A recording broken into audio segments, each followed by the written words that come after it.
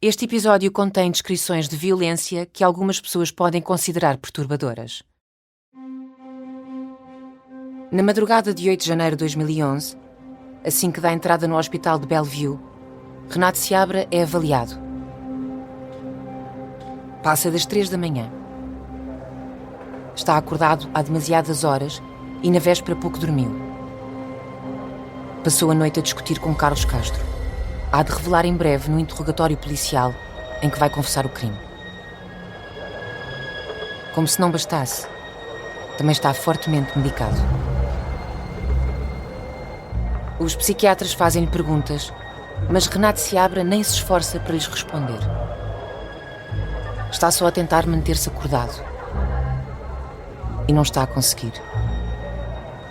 Está tão sedado e tão cansado que adormece várias vezes durante a consulta. Mas há pelo menos um momento em que desperta e se comporta de forma bizarra. Os médicos vão dar nota disso no relatório que escrevem sobre esta primeira avaliação. A certa altura começou a cantar e sorriu de forma inadequada enquanto falava dos próprios lábios e de como eram bonitos. De resto, não conseguem muito mais informação para juntar à ficha que o paciente já traz do Hospital Roosevelt, onde chegou de táxi depois do crime. Mas é o suficiente para determinarem: Renato Seabra tem de ser internado e colocado sob vigilância individualizada. Significa que, enquanto a ordem se mantiver, o paciente vai ser monitorizado a cada 15 minutos por um enfermeiro, durante o dia e durante a noite. Uma das poucas coisas que Renato Seabra diz aos psiquiatras do Bellevue é que não tentou matar-se. Fez aqueles cortes nos próprios pulsos, impelido por aquilo a que chama uma espécie de instinto animal. Apesar disso, os médicos decidem que o paciente não representa apenas perigo para terceiros. Apresenta também risco de suicídio. O relatório termina com um diagnóstico e um plano de ação. Violência provavelmente relacionada com mania aguda. O objetivo é tratar a mania e estabilizar o humor. Objetivos específicos: alcançar o humor eutímico em 7 dias. Significa que os médicos do Bellevue confirmam o diagnóstico de transtorno bipolar. E, sobretudo, prevêem que Renato Seabra esteja estabilizado e sem oscilações acentuadas de humor, longe dos estados de depressão ou mania, no prazo de 1 semana. Estão enganados. Vai demorar muito mais tempo do que isso.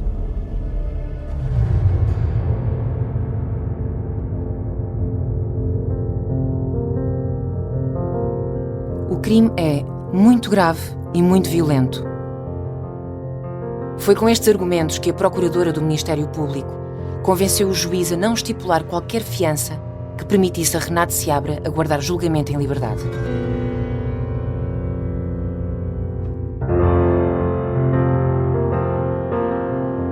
Apesar disso, a acusação que o aspirante a modelo português enfrenta não é a mais grave prevista na lei americana.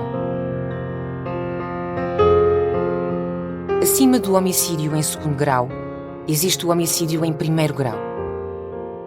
Está reservado para os crimes mais hediondos, incluindo assassínios em série, o assassínio de juízes e polícias e outros considerados especialmente cruéis e depravados.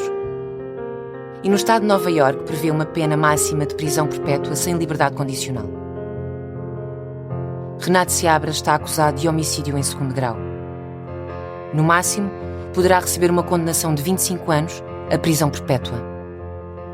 O que significa que, na pior das hipóteses, só vai ter a possibilidade de pedir para sair em liberdade condicional, depois de passar 25 anos na cadeia. A defesa está decidida a evitar uma condenação. David Tugger já declarou em tribunal: Renato Seabra está inocente. Para o tentar provar, vai apostar tudo numa estratégia que só é usada em menos de 1% dos processos criminais. Ou seja, é muito pouco habitual. E segundo as estatísticas oficiais, quando algum advogado de defesa a utiliza, falha em 75% das vezes. Ou seja, o futuro de Renato Seabra depende de uma estratégia muito, muito arriscada.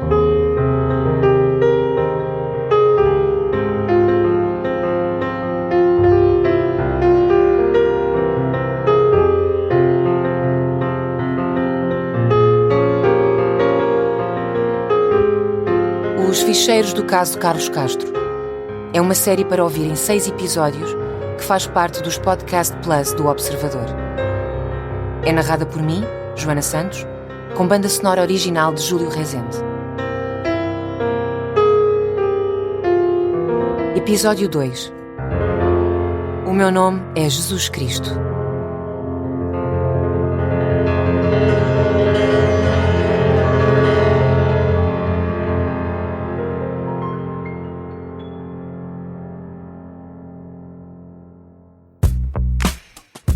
Conhecer a verdade muda tudo. Muda histórias, muda caminhos. Na estrada, também há escolhas que fazem a diferença. A gama elétrica Kia tem 5 modelos, com opções para todos os estilos de condução e momentos da vida. Uma nova forma de avançar com liberdade e mais de 600 km de autonomia. Gama elétrica Kia. Elétricos sem limites. Kia. Movement that inspires.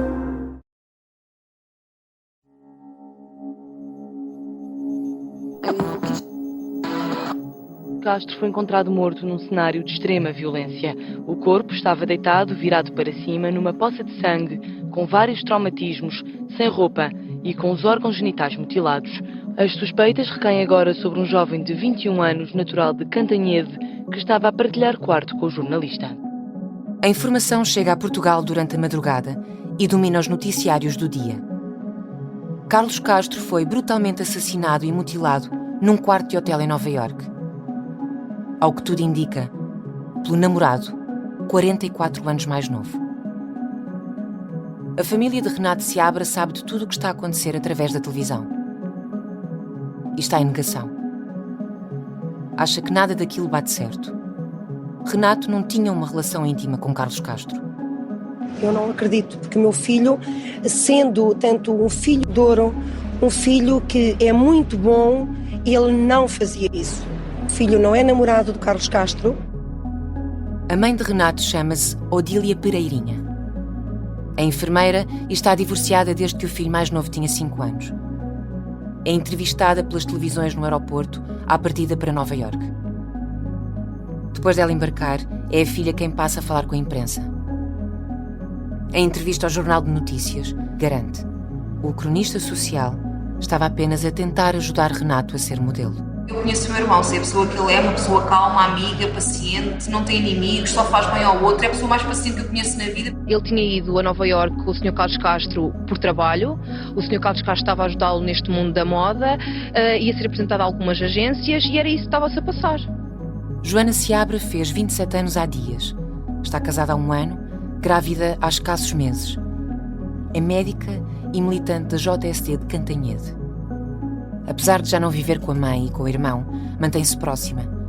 Revela que ao longo da viagem a Nova Iorque, Odília Pereirinha nunca perdeu o contacto com o filho. Falavam ao telefone todos os dias, às vezes até mais do que uma vez por dia. Sempre através do telemóvel de Carlos Castro.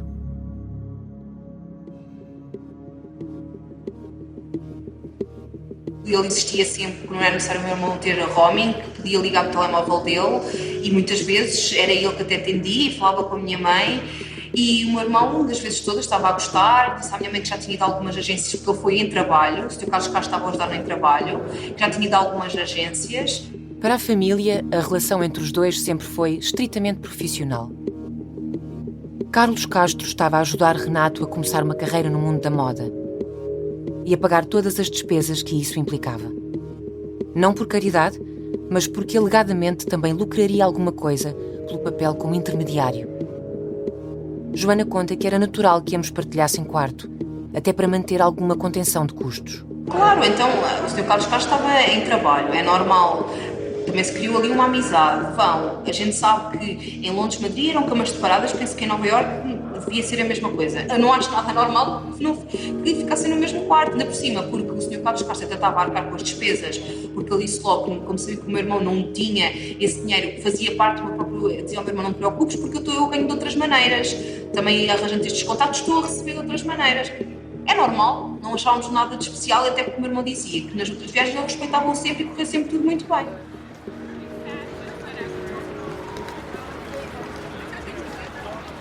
Dias depois de a mãe aterrar em Nova Iorque, o pai de Renato também chega à cidade.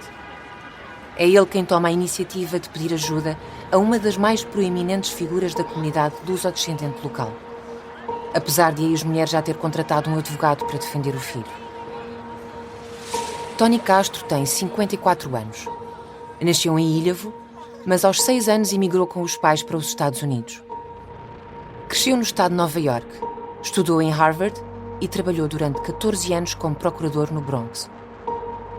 Ao longo desse tempo, investigou e levou a julgamento crimes violentos graves, incluindo homicídios. No único caso de homicídio em primeiro grau que teve, conseguiu uma condenação. Entretanto, estabeleceu-se como advogado. Tem conhecimento e experiência tanto do lado da acusação como da defesa. E é esse conhecimento que vai tentar partilhar com os pais de Renato Seabra. Tony Castro diz-lhes que têm de ser realistas. Nenhum júri vai absolver o filho deles. Só há uma saída possível.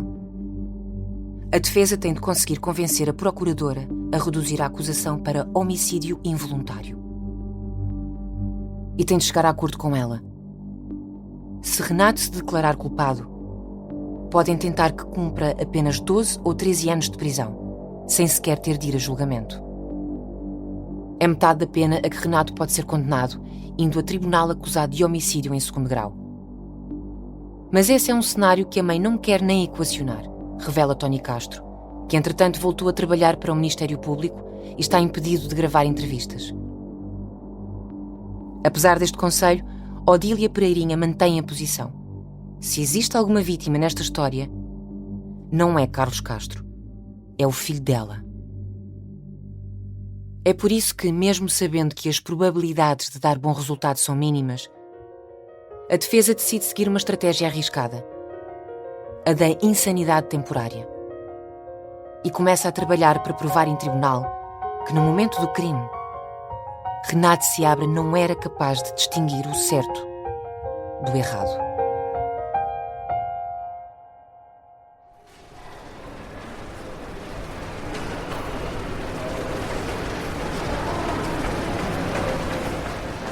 8 de janeiro de 2011, 6h33 da tarde. Primeiro dia de internamento no Hospital de Bellevue. A enfermeira de turno deixa uma anotação no processo de Renato Seabra.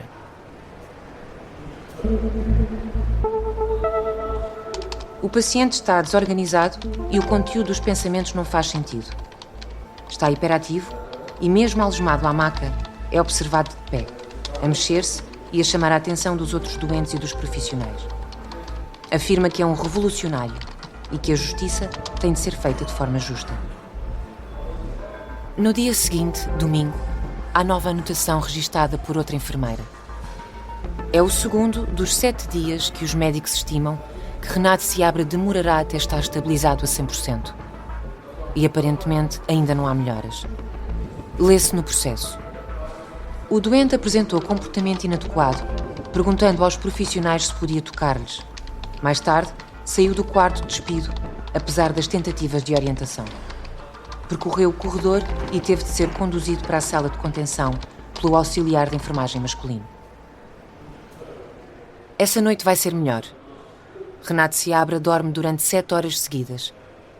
Como está sob vigilância, é observado de 15 em 15 minutos por um dos enfermeiros de serviço, que tem de atualizar o ficheiro do paciente sempre que o vê. Entre a meia-noite e as 7 da manhã, Renato Seabra é visitado 28 vezes e não está acordado em nenhuma delas. O registro de observação do paciente é exaustivo e dá conta de um Renato Seabra calmo e cooperante. Toma um duche às 8h30 da manhã e 45 minutos depois segue para a sala de refeições, onde é servido o pequeno almoço. Vê um pouco de televisão e depois participa numa reunião de grupo com outros pacientes. A seguir almoça e vai para a sala de estar. À tarde, por volta das 4, há uma alteração na rotina. Recebe a visita do advogado que a família contratou para o defender. É a primeira vez que se encontra com David Tugger. A partir deste dia, o quadro clínico de Renato Seabra agudiza-se muito. No dia seguinte, 11 de janeiro, a nota da enfermeira de serviço diz que o paciente por vezes apresenta comportamentos inadequados e necessita de reforço das regras e redirecionamento. É um dia particularmente difícil. Primeiro, Renato Seabra tenta despir-se à frente dos enfermeiros, depois veste a t-shirt do avesso e mais tarde é apanhado a masturbar-se. Pede a uma funcionária que converse com ele e quando ela o acompanha ao quarto, diz-lhe que quer tocar-lhe. Como recusa a medicação, é injetado coercivamente, com a mesma combinação de medicamentos antipsicóticos, ansiolíticos e antihistamínicos que está a tomar desde o Hospital Roosevelt. No dia seguinte vai acontecer o mesmo. E em pelo menos outros 2 dias dessa semana também. 18 de janeiro é uma terça-feira. Dia da primeira atualização do plano semanal de tratamento multidisciplinar a que está a ser submetido. E as notícias não são as que os médicos esperavam. O crime aconteceu há 11 dias. Renato Seabra está ali internado há 10 e já foi medicado à força por via intramuscular pelo menos 5 vezes. Já devia ter recuperado. Mas na escala da avaliação global de funcionamento, tem apenas 35 pontos, de 0 a 100. Continua intrusivo, continua psicótico, continua delirante e continua a ter dificuldade em respeitar limites. Isto indica claramente que não está a melhorar. Pode ler-se no relatório. Ao longo dos dias que se hão de seguir, vai piorar ainda mais. Cumprimenta médicos, funcionários e outros pacientes como se fossem grandes amigos. E anuncia várias vezes que quer curar o staff todo com as suas próprias mãos. São episódios isolados, há de dizer em tribunal a procuradora da acusação. No dia-a-dia, Renato Seabra vai a reuniões de terapia em grupo, passa tempo na sala de televisão, lê, escreve, joga xadrez, damas e ping-pong, fala ao telefone e recebe visitas. Depois tem momentos em que procura os enfermeiros e outros pacientes para lhes falar sobre a homossexualidade como demónio. Diz-lhes que é o escolhido, um mensageiro de Deus que tem poderes especiais e vê a verdade que os outros não conseguem ver. E que pode curar as pessoas com SIDA e outras doenças venéreas com um só toque. Em tribunal, a defesa há de garantir que este comportamento prova que Renato Seabra não está mentalmente são e que, por isso mesmo, não pode ser condenado pelo homicídio de Carlos Castro. A acusação vai apresentar uma tese bastante diferente. A procuradora do Ministério Público vai dizer que estes incidentes foram forjados porque o arguido está a tentar parecer maluco. E vai acusar o advogado David Tugger de ter aproveitado a visita ao hospital para dar instruções a Renato Seabra. Tudo com o objetivo de exagerar e fingir sintomas de doença mental.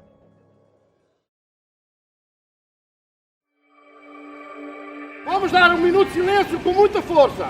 Vamos transmitir frequências boas para ele. Noite de 13 de janeiro de 2011, uma quinta-feira. Cerca de 400 pessoas estão reunidas no largo em frente à Igreja Matriz de Cantanhede. Formam um cordão humano de apoio a Renato Seabra. O objetivo é para transmitir força ao Renato e à mãe e para dizer que estamos com eles. Seja o que acontecer, nós estamos com eles. Estamos todos unidos. Não só a cidade, o Conselho está unido.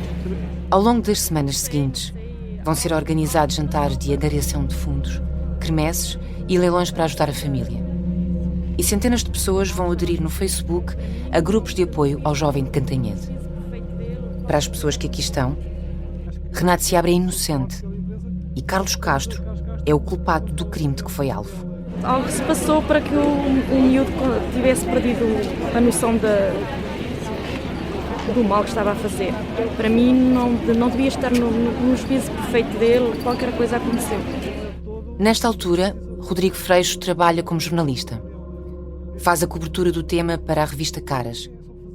Embarca para Nova Iorque poucos dias depois do crime e há de escrever um livro sobre tudo o que aconteceu. Diz que nunca existiu unanimidade sobre o caso. Era difícil perceber. Havia opiniões completamente dispares. Havia quem viesse à praça pública dizer o Carlos Castro é uma víbora e foi ele que provocou tudo isto. Havia quem viesse dizer o contrário. O Renato quis aproveitar-se ao máximo e quando percebeu que não dava, perdeu a cabeça e não era gay e foi neste caminho. Diogo Silva Salgado é um dos melhores amigos de Renato. Conhecem-se desde a infância e andaram juntos nos escoteiros. É entrevistado pelo Jornal de Notícias dias depois do crime. O Renato tinha várias namoradas. Portanto, eu e o Renato somos mesmo assim, gostamos muito de mulheres. Por isso é hilariante virem-me dizer que ele tinha um caso com o Carlos Castro, completamente hilariante. Não faz sentido. Logo depois do crime, a polícia de Nova Iorque enviou os equipamentos eletrónicos encontrados no quarto 3416, um computador portátil e um iPod, para análise na unidade de crimes informáticos. E pede um mandado de busca para todas as contas de Facebook e e-mail em nome de Renato Seabra. As mensagens revelam que, aos amigos e à família, Renato nunca contou o que realmente fazia quando passava fins de semana em Lisboa, no apartamento de Carlos Castro, ou ia de viagem com ele. Ao longo dos 3 meses que passaram juntos, manteve sempre uma vida dupla. 23 de outubro de 2010. 8 dias depois de Carlos Castro e Renato Seabra se encontrarem pessoalmente pela primeira vez. Renato envia uma mensagem no Facebook a um grande amigo que está a estudar na Polónia. Miúdo, já tenho saudades tuas. Vou estar muito ocupado com trabalho na moda. Para a semana vou a Londres durante uma semana. Nem acredito. Quero ver se consigo ir à Polónia, mas ainda não sei. Não há registros de qualquer trabalho de moda feito em Londres por Renato Seabra. A polícia encontra outra mensagem, enviada 2 meses mais tarde para o mesmo amigo. Renato diz-lhe que quer saber tudo sobre as raparigas com quem ele tem partilhado fotografias no Facebook. E conta-lhe que está quase a partir novamente. É a viagem que fará aos Estados Unidos com Carlos Castro. Mas não faz qualquer referência à companhia ou sequer à existência do cronista social. Vou a Nova Iorque a 26 de dezembro para fazer um desfile de moda e passar a passagem de ano. Nunca me imaginei assim. LOL. Londres foi mesmo fantástico. Agora tenho de começar a praticar o meu inglês novamente. Ao longo dos dias que passa nos Estados Unidos, continua a trocar mensagens com amigos e amigas, a quem vai revelando o sucesso que supostamente estaria a ter no mundo da moda. As últimas mensagens que a polícia encontra no Facebook de Renato Seabra foram escritas menos de 24 horas antes do crime. Foram enviadas a uma rapariga com quem ele manteria uma relação há poucos meses. Diz-lhe que está ansioso para a ver e combina um encontro assim que chegar a Portugal.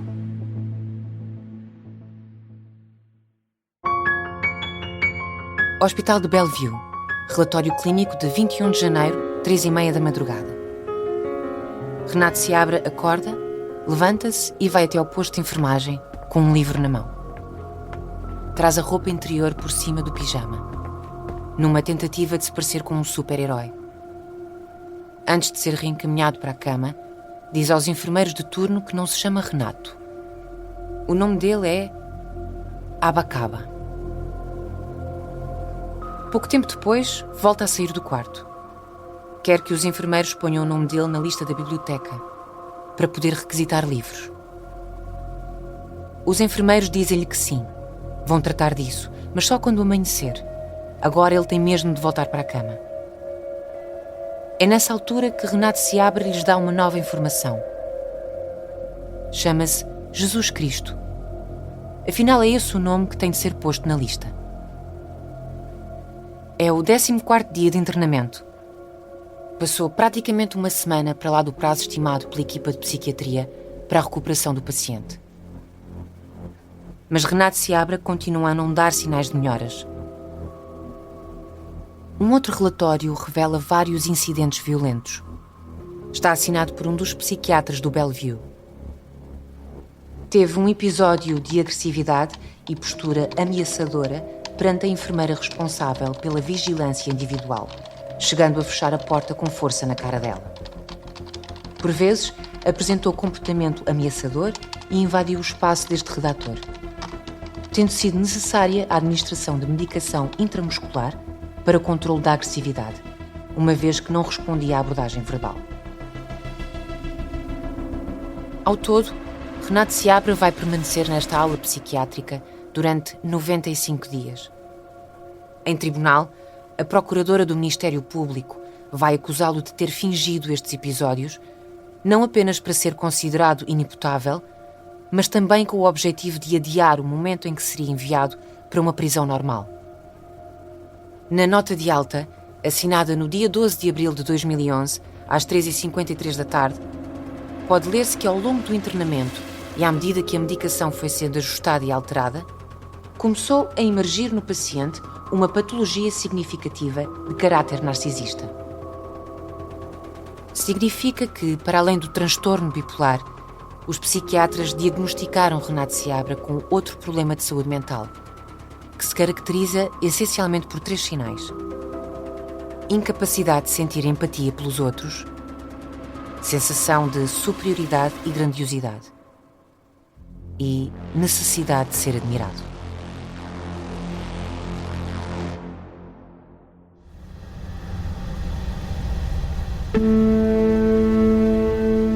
Depois de receber alta, Renato Seabra é encaminhado para uma das mais temíveis prisões dos Estados Unidos. Do hospital de Bellevue à prisão de Rikers Island, no noroeste da cidade, são apenas 16 quilómetros de distância. É um inferno. É horrível. Jeffrey Singer é psicólogo há quase 20 anos. Já trabalhou em vários hospitais, já fez serviço no Centro de Tratamento para Agressores Sexuais de uma prisão, tem consultório não próprio e também dá aulas. A pedido da defesa, vai encontrar-se 2 vezes com Renato para o avaliar, justamente na prisão de Rikers Island. Na verdade, ele foi a última pessoa que avaliei em Rikers Island. Eu já não vou lá. Deixei de lá ir depois disso. Entre 2009 e 2012, fui a Rikers Island para avaliar outro tipo de casos, mas não volto. Simplesmente não vou. É muito. É horrível. Rikers Island funciona numa pequena ilha no meio do East River e é uma das mais perigosas, violentas e sobrelotadas prisões do país. Rodrigo Freixo também há de lá entrar, acompanhado de um jornalista local do New York Times com quem está a trabalhar. Uma prisão que tem mais de 10 mil pessoas que são temporários, dos piores gangues daquele país, com as histórias mais incríveis e o ambiente que sentes lá dentro é efetivamente esse, é um ambiente pesado, sentes o peso de tudo aquilo que aquelas pessoas fizeram fora daquela prisão, sentes tudo isso lá dentro. É efetivamente como entrar num filme. Renato Seabra é colocado numa cela de 10 metros quadrados. Mantém-se em vigilância anti-suicídio. De meia em meia hora, um dos guardas verifica se está tudo bem com ele. É aqui que vai ficar até ao início do julgamento.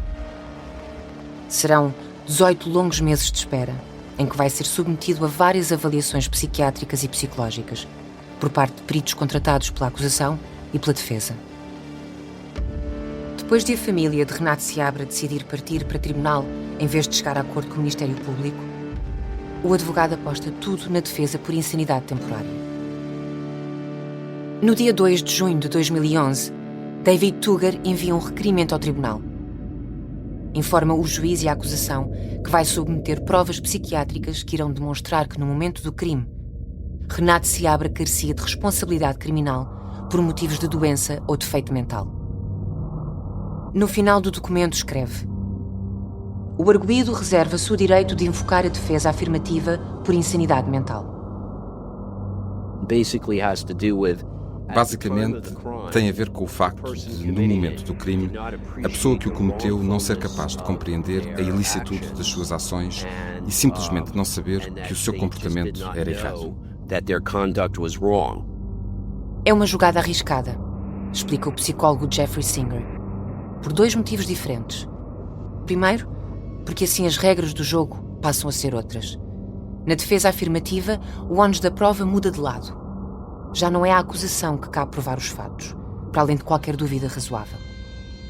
O advogado de Renato Seabra é que vai ter de conseguir convencer os jurados de que no momento do crime ele era incapaz de distinguir o bem do mal e por isso não deve ser responsabilizado criminalmente. Depois, porque este tipo de defesa não é propriamente popular entre a opinião pública. E isso também ajuda a fazer com que a taxa de sucesso dela seja muito, muito residual. The general public holds this defense in great contempt as well. It's very disrespected. O público em geral também encara esta defesa com grande desprezo. É muito desvalorizada. O melhor especialista norte-americano neste tema é um psicólogo forense reformado chamado Charles Patrick Ewing. Ele escreveu um livro chamado Insanity. Nesse livro, ele assinala que apenas 1 em cada 1000 casos recorre a esta defesa. E desses, apenas 1 em cada 4 é bem-sucedido. Ou seja, aproximadamente 1 em cada 4.000 casos.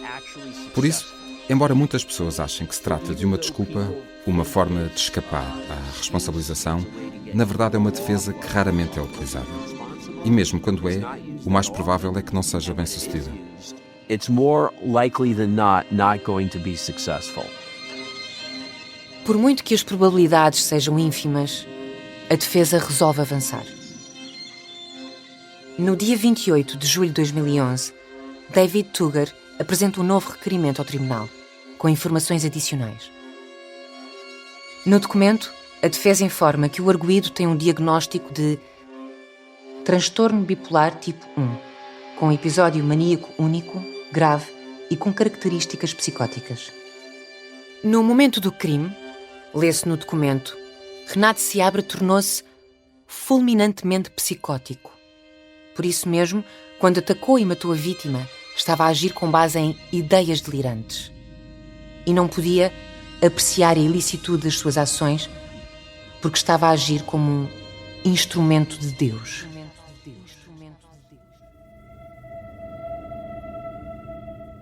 Para a acusação, este não é um caso de doença mental. É um caso de raiva. Mas a primeira batalha está perdida. Depois de a defesa anunciar a intenção de apresentar provas psiquiátricas, a procuradora do Ministério Público enviou uma moção ao tribunal para o impedir. Alegava que o requerimento do advogado Renato Seabra não podia ser admitido por não especificar a natureza precisa da condição mental alegada, nem a relação entre a doença e a conduta criminosa. O juiz deu-lhe razão. Mas, entretanto, David Tugger retificou os documentos e a defesa afirmativa por insanidade foi aceite. Para rebater os argumentos da defesa, a acusação vai ter de conseguir mostrar aos jurados que Renato Seabra tinha motivos para querer assassinar Carlos Castro e que não agiu por estar doente, mas por estar furioso. Para isso, vai ter de perceber quem são afinal estes 2 homens portugueses. Vai procurar testemunhas, reunir documentos, examinar as imagens guardadas na máquina fotográfica da vítima e analisar as mensagens enviadas pelos 2 para descobrir como se cruzaram, como começaram uma relação e como acabaram a transformar um quarto de hotel de luxo em Nova Iorque numa cena de crime caótica e sangrenta. Mas essa é uma história para o próximo episódio. O observador tentou falar com o pai, a mãe, a irmã, com o antigo e o atual advogado e com o próprio Renato Seabra. Nenhum deles aceitou ser entrevistado. No próximo episódio. Carlos Castro sempre deu vida boa às pessoas que viviam com ele. E se eles tinham chegado de uma vida um bocadinho mais abaixo, deviam subir. Ele chegou à final, mas ele não tinha feitio para vingar neste mundo da moda, que é preciso realmente ter muita garra, ter uma personalidade muito forte, querer muito. Olha para o espelho, o que é que tu vês? Vê, diz-me o que é que tu vês. E tu achas que o miúdo com 1,85 m, lindo de morrer, vai-se apaixonar por ti?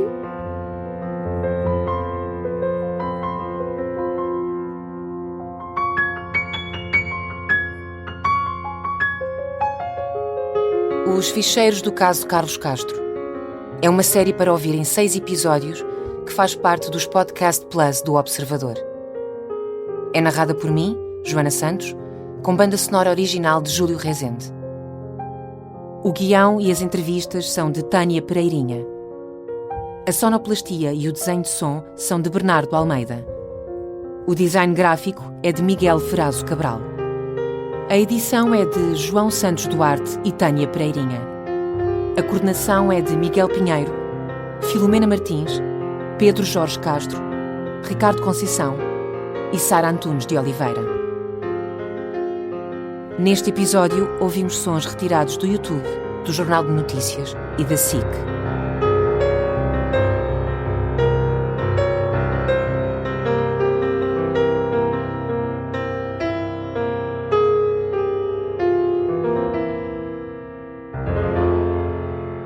Podcast Plus do Observador.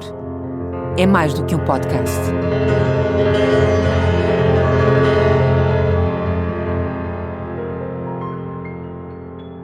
Os Podcast Plus do Observador têm o apoio daqui.